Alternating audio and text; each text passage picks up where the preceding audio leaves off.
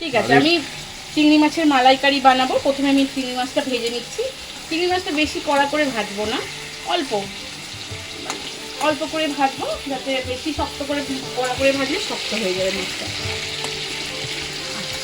এই চিংড়ি মাছের মালাইকারি বানাতে আমার কী কী উপকরণ লাগবে আপনি বলে দিচ্ছি।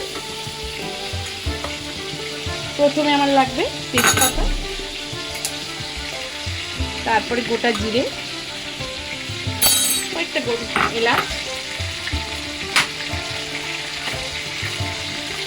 লবঙ্গ,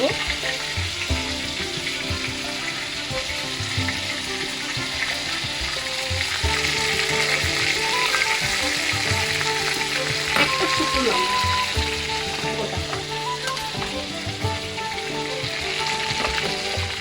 প্রথমে তারপরে দিলাম আমি পেঁয়াজ বাটা,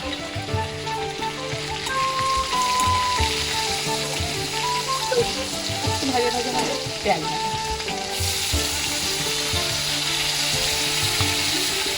আমার 750 গ্রাম চিংড়ি মাছ, মানে না 800 750, 3 চামচ পেঁয়াজ বাটা দিলাম।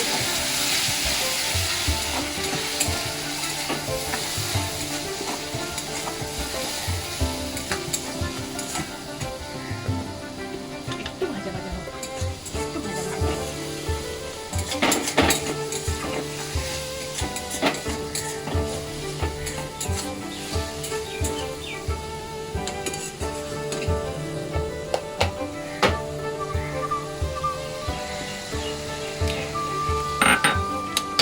তারপরে দেবো আদা রসুন বাটা,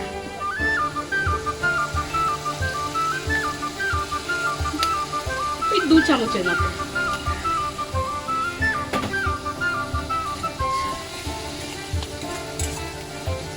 তারপরে দেবো কাঁচা লঙ্কা বাটা,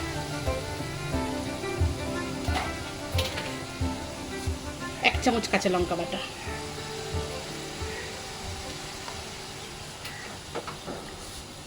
এটা এবারে কষাতে হবে।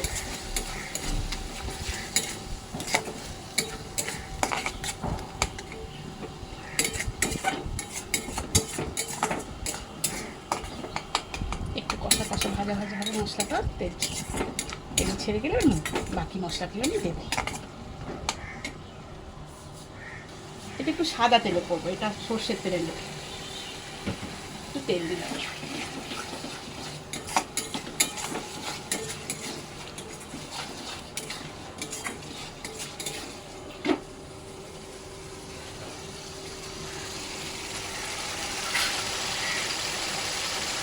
আমি নুন দিচ্ছি পরিমাণ মতো, স্বাদ অনুযায়ী নুন।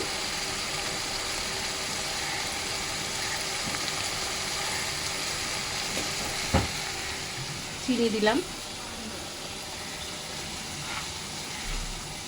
একটু বেশি চিনি লাগবে, মালাইকারিতে একটু মিষ্টি মিষ্টি লাগবে।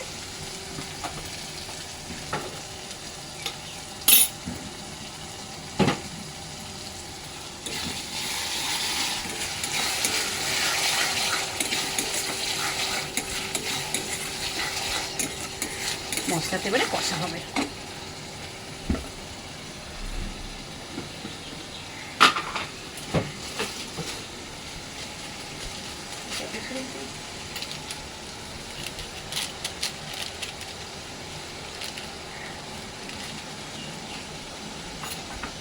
এক চামচ জিরে গুঁড়ো দিলাম,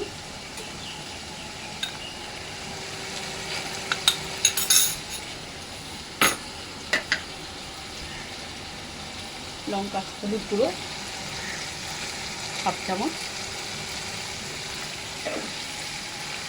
সামান্য একটু লঙ্কা গুঁড়ো দেবো, সামান্য, যেহেতু কাঁচা লঙ্কা বাটা আছে সামান্য একটু লঙ্কা গুঁড়ো দেবো।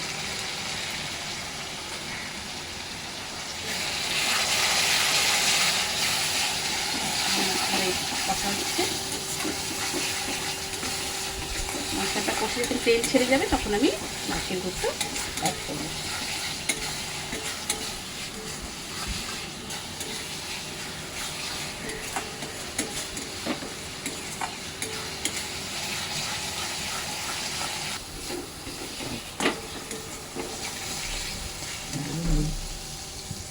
না রেডি করো,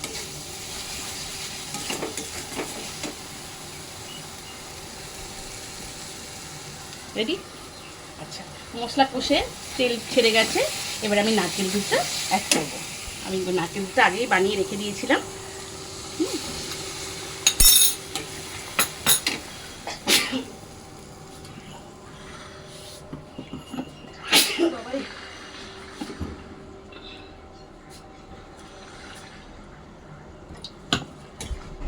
নারকেল দুধটা আমি অ্যাড করলাম, আর একটু লাগবে।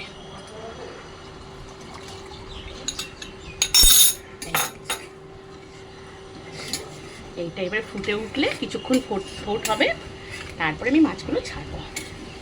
ব্যাস এটা।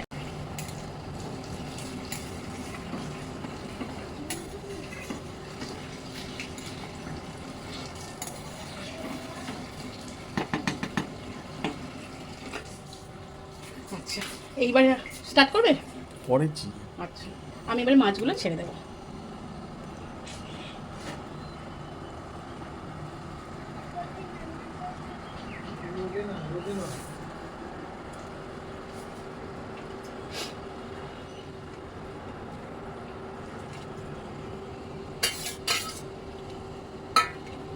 মাছগুলো আমি ছেড়ে দিলাম।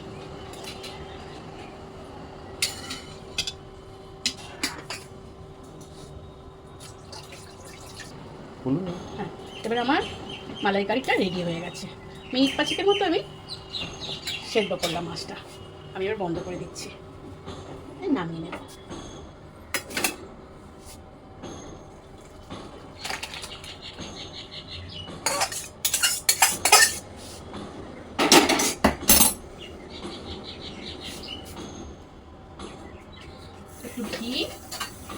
একটু ঘি দিলাম,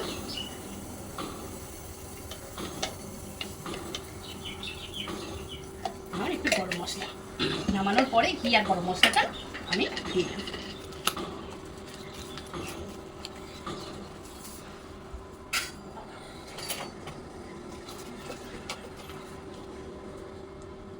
উপর থেকে একটু গরম মশলা ছড়িয়ে দিলাম।